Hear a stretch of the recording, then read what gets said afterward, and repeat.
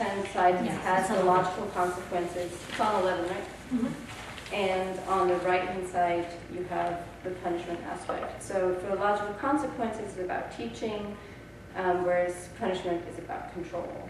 And then you have the student with a feeling of the control. So they say feast and they have choices with, as you redirect them, whereas the other hand, you leave the child feeling helpless. You can all look back through and see if you have any questions. I have a question. So using the shovel example, if you were to take away the shovel and give them something else, when you take away the shovel, would you tell them this is inappropriate, you don't do this, so you were going to have to do something else, or would you just take it away and give them something else without addressing? You always address the issue. So you can say, we talked about this, but The question was. Oh, That's okay, you don't have to do it. oh, you can hear it? Oh. It's a small group. Okay. So when you hand out the shovel, you already are setting the limits and setting the rules. This is the behavior that I expect. So when they break it, you can tell them, I saw you hitting a child, and if the shovel is to use in the dirt and for doing digging, since you didn't do it, you'll lose your privilege. So I'm going to take it away, and here, I give you 2 or 3 other alternative choices, depending on, if the child's been breaking the rules and breaking the limits the whole day, they might not be ready to choose between 3 or 4. Then they might just get one alternative. Exactly. They might get one choice, and that's what you do. So it really depends on the child. Again, it's that individual, paying attention to that individual child and their needs and what you think they'll be successful at. But always talk about it, definitely. Yeah, we're always going to give them the reason, because we're not about controlling them, we're about teaching them. So if they don't know why they lost it, if that isn't really clear, you've lost the teaching aspect of the interaction. So you've told them in the beginning, here's how it's going to be, and you take it away. And then, so then children want to get in a power struggle with you about that. And then I say, well, actually it was your choice. I told you what the limits were when I passed out the shovels. It was your choice to fling dirt in his face or hit him in the shins or whatever. I didn't control that, you did. You're the one who lost the privilege, not me. I'm just enforcing the limit. So you get into that with children. You're doing this to me. Actually, I didn't do anything except tell you the rules and give you the tool. Past that, you're responsible for your own behavior. Are there any global redirected things that you can do? Because in this program we're not there all the time, so we don't know what else they can do, and we're there for this group project, and if they're not wanting to do it, I don't know what to tell them to do otherwise. Yeah. What other sort of, since I have a little more experience, I take the question. What other sorts of jobs, within the project, there's got to be multiple things going on. So that helps us to give us a little more information. We'll be trying to cook something, and they are just inappropriately using their knife, or they're just... So they're being unhygienic or pretending they're weapons. Exactly. So when you pass out the knives, you say the knives today are for cutting the carrots, the whatever that you're doing, and they stay on the cutting boards, whatever. And then you say, if that's not what you do with them, you're going to lose that option. For me, I would find lots of other things to do. They could sweep, they could clean the table, they could get the next ingredients ready, does that make sense? Maybe they're the ones reading the recipe aloud. But once I got to know those children, I'd know what they were better at than others. And if they're really out of control, breaking all the limits, then they just become my assistant and they do whatever I'm doing.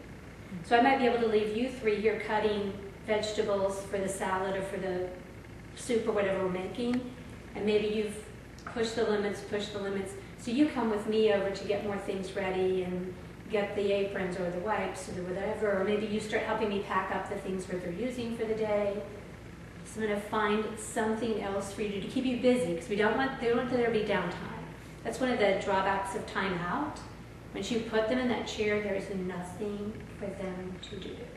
And children who are bored can create lots of amusements that we find to be inappropriate behavior. And at what point do you let them kind of go back to what they were doing? I'm going to watch their body language. I'm going to see, if they're resisting me as they're losing the privilege. I'm going to need to know a little bit more about that child. But if they didn't get in a huff, if they're not saying, you took that away from me, if they're being reasonable about it, then I'll say, you know what, that might have been hasty. I'm going to give you another opportunity here. But what you're agreeing to is, and often I have over on the other side of campus, an ed psych, they'll have little like a cognitive contract or something you make with a child. You say, what you're saying to me is you're ready to use the knives again for cutting vegetables on the cutting board. Is that what you're agreeing to? Yes. All right, then wash your hands, you can try again. But this is it, this is your second chance today, and then you will have to go back to clean up or whatever the other jobs. Is that helpful? Do you always want to be really clear and phrase things positively? This is the rule, this is the limit, these are the parameters, and this is the potential consequence for breaking them. And then when you come in to enforce that limit, you're really clear with them again why you came in, what's happening. And if you do it in that sort of teaching instead of punishing mode, you get a lot less negative feedback from the children. They don't feel as controlled, but Allison was pointing out. They still feel in control. As long as they follow these limits, they have a lot of choices and they can feel a lot of power and control. So a lot of times when you get this fight from children, they feel like you're trying to take all the power. I mean, think of how helpless children are. They probably didn't want to go to school that day. Or they may or may not have wanted to go to school or wear the shirt that they're wearing or have had what they had for lunch. We make lots of decisions for them.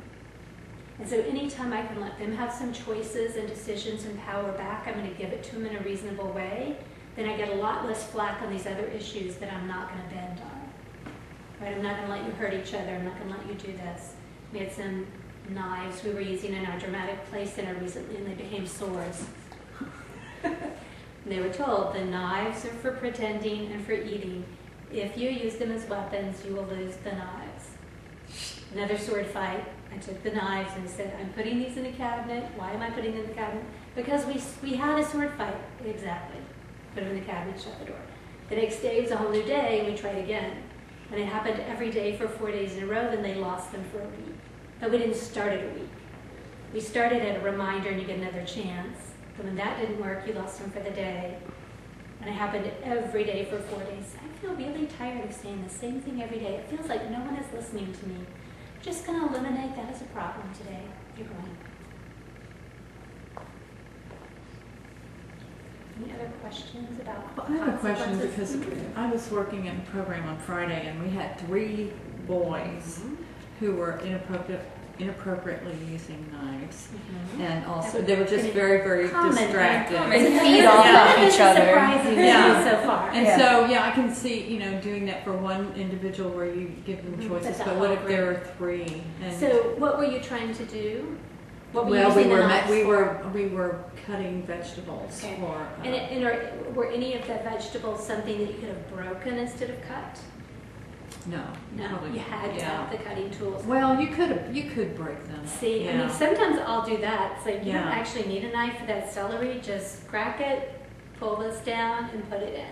So if you want to be able to use the knives, you have to use them appropriately. If it's just 3 people, the other people get to do the cutting, and maybe they do the mixing or the stirring or the adding of another ingredient. Mm.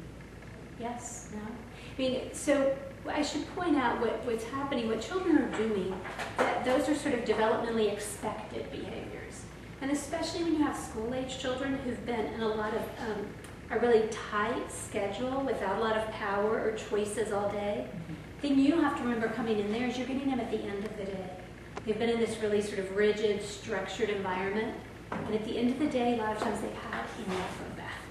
So even when you have rules, as playful as your approach can be, as relaxed and flexible, it's going to be easier for them. There's a group, they trout fishing in America, and there's a great song. They have that after-school daycare blues, and this child singing, I just spent my whole day, sitting down, doing everything the teacher said, watching this other kid lick the bottom of his shoe. I want to be out of school. I want to have some freedom back, some flexibility. So it helps if you remember it might not have been their first choice to be there. So we have to kind of work within that. I mean, I use sense of humor with children once I get to know them. If you have a relationship with them and you know that's not going to feel demeaning to them, I feel really comfortable being sort of playful and easy and joking around with kids to build that relationship. If you're going to do that, be really careful that you're laughing with them and not at them. Right? That no one's the butt of the joke, that we're all in on the joke together, but that can help build your relationship with them as well. So what Allison talked